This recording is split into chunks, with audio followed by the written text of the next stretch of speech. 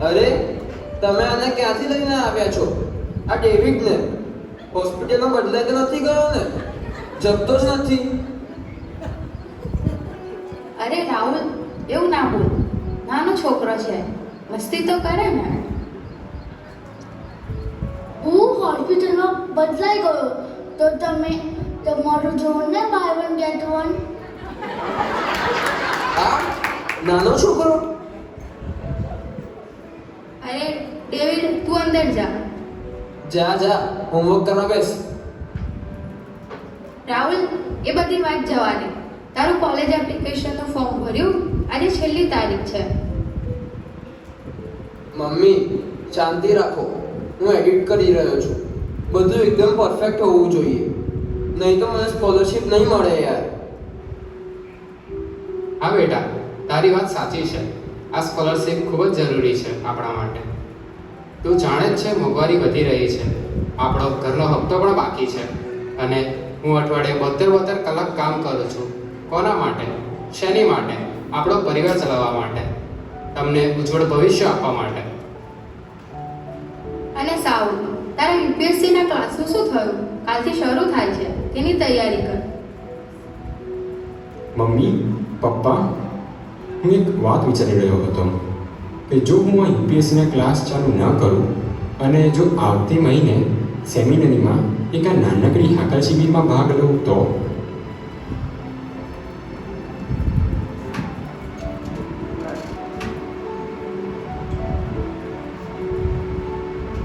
જો બેટા, અમે તને પહેલા પણ સમજાવ્યું હતું કે તું ફાધર બનવાનો વિચાર તારા મનમાંથી કાઢી નાખ. તારે ફાધર બનવાની શી જરૂર છે સાવ? 12મા ધોરણમાં તારા 98% આવ્યા છે. તું એન્જિનિયર બની શકે છે, ઇન્કમ ટેક્સ ઓફિસર બની શકે છે, આઈએએસ, ડોક્ટર, વૈજ્ઞાનિક કે પછી અંતરિક્ષયાત્રી પણ. પણ મમ્મી, પપ્પા, મને તો એવું લાગે છે કે પ્રભુ મને એમની સેવા કાર્ય કરવા માટે બોલાવી રહ્યા છે, મને તેડું આપી રહ્યા છે. હા દીકરા, પણ આજની દુનિયા ખૂબ જ મુશ્કેલ છે. જીવવા માટે સ્થિર કારકિર્દી જોઈએ. તો તારે ફાધર જ બનવું છે? ફાધર જ બનવાની ઈચ્છા છે તારી? આજના સમાજમાં લોકો તારી ખૂબ ટીકા કરશે. અમે તો ઈચ્છીએ છીએ કે તું ખુશ રહે, તારું પોતાનું પરિવાર અપાય. પણ પપ્પા, મને તો લાગતું હતું કે તમે ઈચ્છો જ છો કે હું ભગવાનની સેવા કરું, કેમ કે આપણે દર રવિવારે ખ્રિસ્ત યજ્ઞમાં જઈએ છીએ. ઘરે રોજ ગુલાબવાળા પણ બોલીએ છીએ. હા, બોલીએ છીએ બેટા, પણ અમારો અર્થ એવો હતો કે તું એક સારો વિશ્વાસુ ખ્રિસ્તી બને. આ તો બહુ જ મોટું પગલું છે, બહુ જ સાહસિક. ઓ અર્ચિતા અને રેનીશ, તમે મને કેમ રંજાડો છો? શું તમે ભૂલી ગયા? તમે મને લગ્ન વિધિ ઉપર એવું વચન આપ્યું હતું કે તમે ઈશ્વરે બાળકો જોશો. તો પછી કેમ તમે મારા દીકરાને મારી પાસે આવવા દેતા નથી? શું તમે મારા સંતોને નથી જાણતા, જેમણે ઈશ્વર માટે એમના બાળકો અર્પણ કર્યા છે?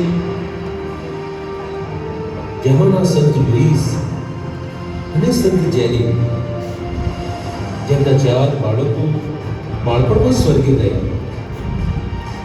તે છતાંય એમની 5 દીકરીઓને એમણે ઈશ્વર પ્રભુને અર્પણ કર્યા. લુઈસ, અમે પણ દુનિયાથી દૂર જવા માંગતા હતા અને મઠની શાંતિમાં જીવન જીવવા માંગતા હતા. પણ ભગવાને એ દરવાજા બંધ કરી દીધા. તેમણે કહ્યું, ના, દુનિયામાં જાઓ, વ્યવસાય ઊભો કરો, ઘર બનાવો અને મને સંતો આપો.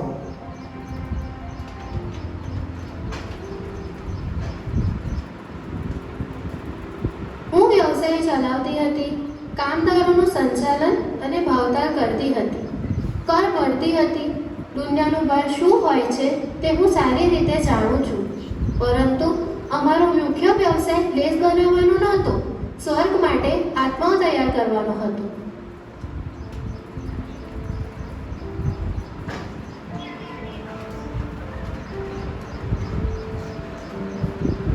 જ્યારે અમારા બાળકો જન્મ્યા ત્યારે અમે તેમના માટે ધન કે સફળતાની પ્રાર્થના નહોતી કરી. અમે તેમના પાના પાસે ઘૂંટણે પડી તેમને ભગવાનને સમર્પિત કર્યા. અને જ્યારે અમારા 4 બાળકો બાળપણમાં સ્વર્ગે ગયા ત્યારે મારું હૃદય તૂટી ગયું હતું. હું ખૂબ રડી, પરંતુ મને વિશ્વાસ હતો કે તેઓ સ્વર્ગ પિતાના પ્રેમળ હાથોમાં સુરક્ષિત છે.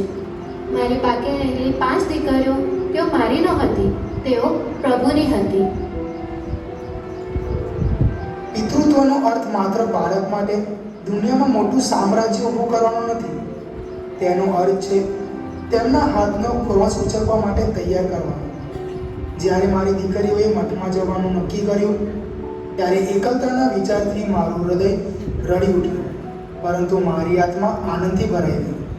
હું પોતે તેમને મઠના દરવાજા સુધી મૂકવા ગયો. 2026ની પ્રિય માતા, ડરશો નહીં. રિઝ્યુમ અને બેંક બેલેન્સની ચિંતા તમારા ઘરમાં પવિત્ર આત્માના ધીમા અવાજને દબાવી ન દે. તમે માત્ર સફળ લોકો નહીં, પરંતુ અમર આત્માઓનું ઘડતર કરી રહ્યા છો.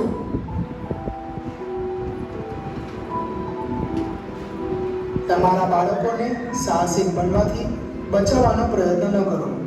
જો ઈસુ રાજા તમારા દીકરાને પોતાના પવિત્ર પહેરાની સેવા માટે બોલાવે અથવા તમારી દીકરીને પોતાનો પવિત્ર મુગટ પહેરા બોલાવે તો તેને તમારા પરિવારનું સૌથી મોટું ગૌરવ માનો.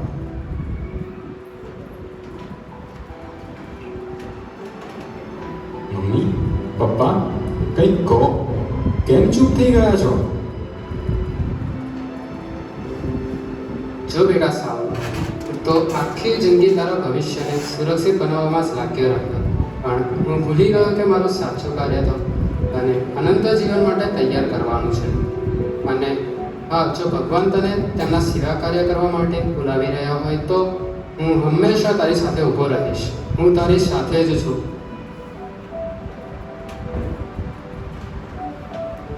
જો બેટા શાઉલ, આ સરળ નથી. દુનિયા તને કદાચ સમજી નહીં શકે. અને હા, અમારા લગ્નના દિવસે અમે ભગવાનને જે વચન આપ્યું હતું ને કે અમે ઈશ્વર ભક્ત બાળકો ઉછેરીશું. અને હવે જ્યારે ભગવાન અમારી પ્રાર્થનાનો જવાબ આપી રહ્યા છે ત્યારે અમે પાછા હટી શકીએ એમ નથી. દીકરા, તું ચોક્કસ હાપલ શિબિરમાં જા. અમે તારા માટે સતત પ્રાર્થના કરીશું. અરે, જો તું ફાધર બની જશે તો મારા લગ્નમાં ડિસ્કાઉન્ટ થોડી મળશે. જોઈશું એ તો શું કરી શકાય છે ત્યાંનું ત્યાં. સંત લુઈસ અને સંત જેરી માર્ટિને બતાવ્યું કે પવિત્રતા એકાંતમાં જન્મતી નથી. એ તો પરિવારના રોજિંદા જીવનના સંઘર્ષોમાં ઘડાય છે. આજે અમારા પેરિસના તમામ માતા પિતાને તમારું ઘર જ પ્રથમ સેમિનરી છે અને તમારું પ્રેમ જ પ્રથમ પવિત્ર સ્થાન છે. અને જો તમારા બાળકોને પ્રભુ હાકલ કરે છે તો બાળકોને ડરાવશો નહીં. તેમને ટેકો આપજો, તેમના માટે પ્રાર્થના કરજો. તેમને ભગવાનને સમર્પિત કરો. અને પછી જુઓ ભગવાન તેમના દ્વારા કેટલા સુંદર કાર્યો કરે છે.